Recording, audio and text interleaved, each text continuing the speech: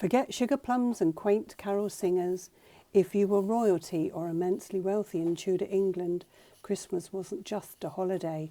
It was a spectacular weeks-long declaration of power, wealth and pure, unadulterated excess. This was Christmas on an entirely different scale. For the common folk, Christmas Day was a day of fasting and quiet preparation. But for the Tudors at court, Christmas Day dawned with a different kind of anticipation. After morning mass, a true business of the day begins, a feast so magnificent it would make a modern banquet pale into comparison. And of course, they had servants to do everything for them. Picture the King, Henry VIII himself, at the head of his table.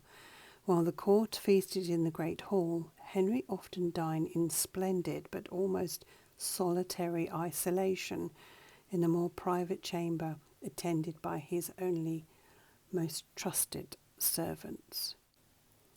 It was a display of ultimate power. Even in celebration, the monarch was set apart, an almost divine figure, but this isolation didn't mean a humble meal. Oh no, far from it. The centrepiece of any truly grand Tudor feast was the boar's head. It wasn't just food, it was a symbol of triumph, courage and the festive spirit of the hunt. Just imagine trumpets blaring, servants processing through the hall carrying a cooked head aloft, adorned with rosemary and bay. It would be placed on the table with great ceremony, signaling the start of the meat courses. But the boar's head was just the beginning. The royal table groaned under the weight of unimaginable array of roasted meats, venison, beef, wild fowl, and exotic birds, swans roasted whole with their feathers meticulously reattached, and peacocks paraded with their magnificent plumage. They were not just food, they were edible sculptures designed to impress and astound. These were dishes reserved for the absolute elite, a testament to the king's ability to command the rarest and the most expensive fare. And for dessert, no Christmas feast was complete without what we now know as mince pies, but the Tudor era they were more accurately known as shred pies.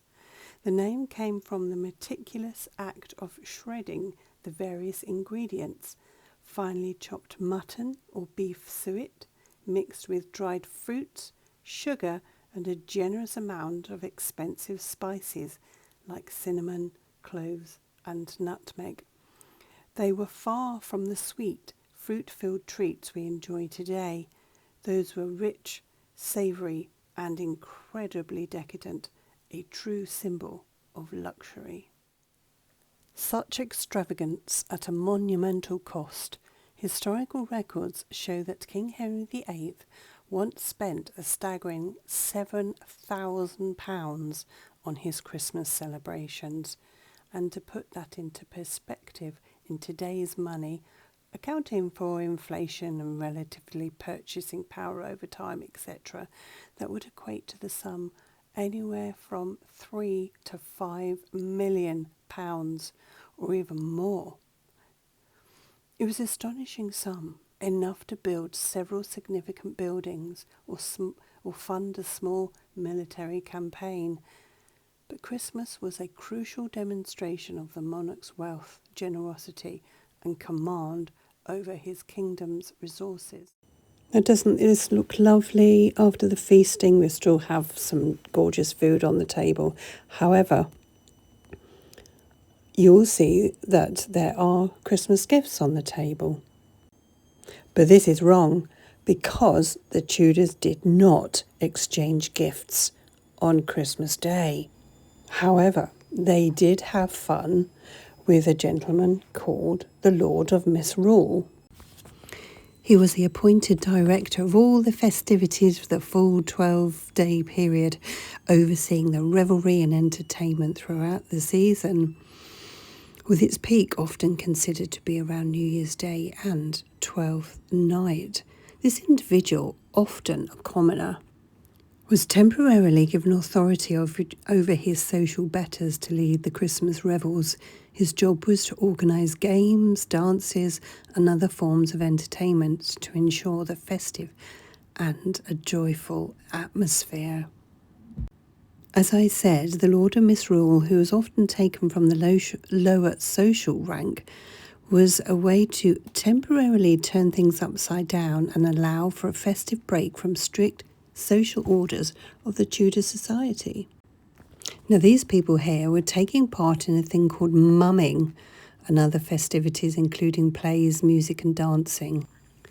Mumming is a traditional folk theatre or house visiting custom where costume and masked performers enact plays or other performances for the community, where it involves going from door to door and performing in exchange for food or drink.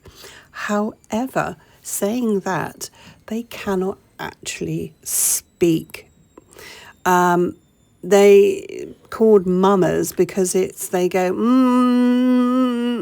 and apparently this practice may have gone back thousands of years, possibly with roots to ancient Rome, where the term mummer may have come from a French or Greek word which could refer to silent pantomimes.